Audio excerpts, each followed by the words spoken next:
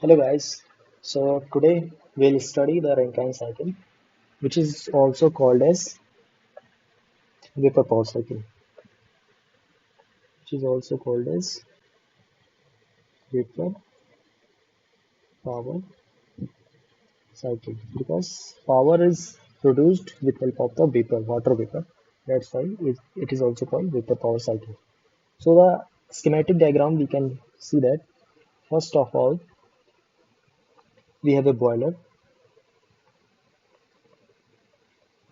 in which heat is generated, heat is supplied through the fuel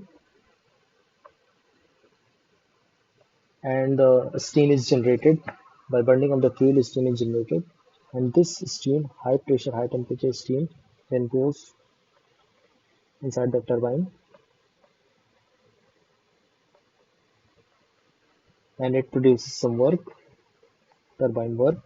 Then after that, uh, the low temperature and low pressure steam comes out from the turbine, then it goes to the condenser. Condenser plays very important role to maintain the efficiency and the work output of the whole power plant. We'll understand later. Then after that, this steam converted into the liquid after coming from the condenser. Then uh, it is pumped through a pump to, to the pressure up to the boiler pressure, and then it again goes to the boiler. So this is the whole complete diagram of the Rankine cycle. So we can see that the steam is entering in the boiler. I mean, steam is not. Steam is generated with the help of heat supplied in the boiler, and the work is produced from the turbine, and the heat is rejected from the condenser, that is QR, and the work is supplied in the pump. So, if we want to draw in the TS diagram, then first of all we will draw the boundary of the phases.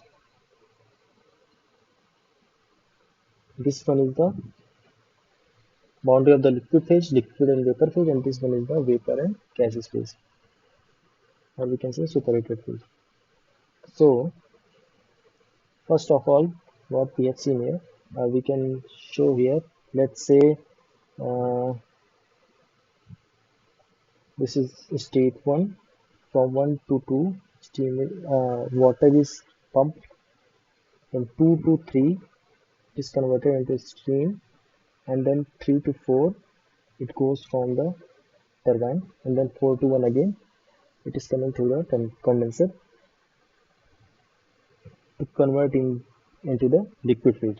Okay, so we will start from the first state. From 1 to 2, the pressure is increasing. Okay, so let's say this is the state 1 and this is to 2.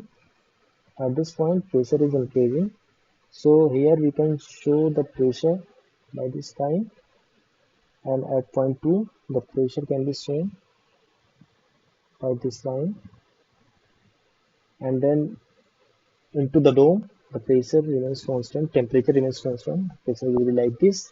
And then after in the superheated region, the pressure diagram goes like this. I mean, temperature continuously increases. So 2 to 3, this is the constant pressure heat addition process in the boiler, and then after 3 to 4,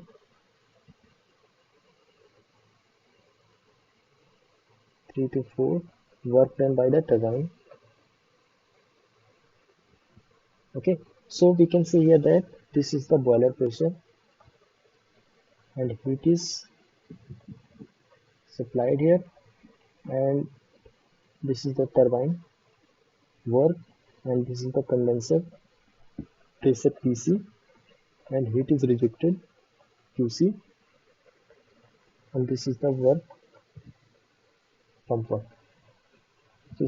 So this is the TS diagram of the Rankine cycle.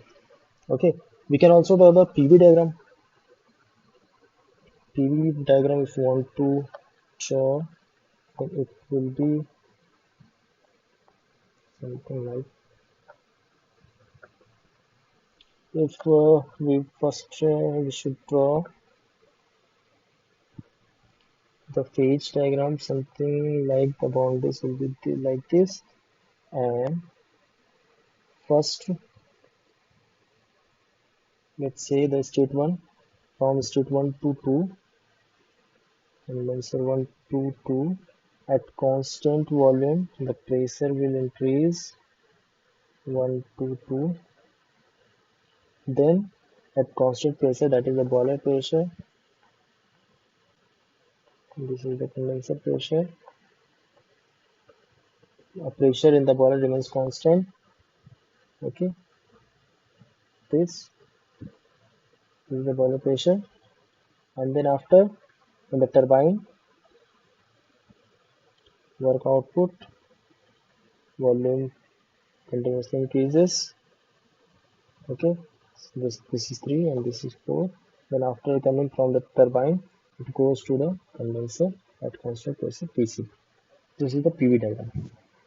Fine. So this line, if I talk about this line, so this line actually denotes a polytropic process in the turbine. So let's say, I mean, this is different here and this is different here. This, for this case, N is equal to approximately 1.3. That is superheated stream. For superheated, it's superheated stream, and N is equal to 1.135. This is for saturated stream in this room. For the for the saturated stream, means for this line, and for the case of region, wet region, the n can be taken as n is equal to 1.035 plus 0.1 f. From this equation we can take. Fine. So one by one we'll understand each processes, that what are the each processes. So the process 1 to 2, this is the reversible adiabatic compression of liquid from condenser to boiler pressure in boiler feed pump. This is the feed pump in the boiler feed pump. It is a reversible adiabatic compression process because entropy is constant.